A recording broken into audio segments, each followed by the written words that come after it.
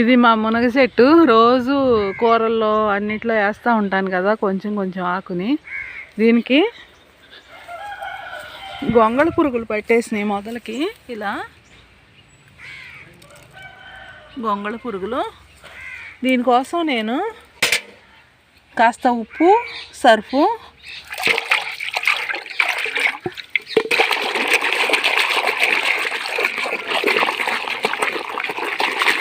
ఇలా కలిపేసి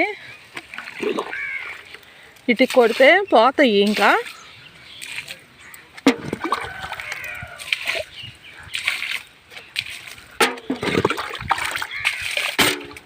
ఇలా కొడతాను నేను గొంగళి పురుగులు పోవటం కోసం.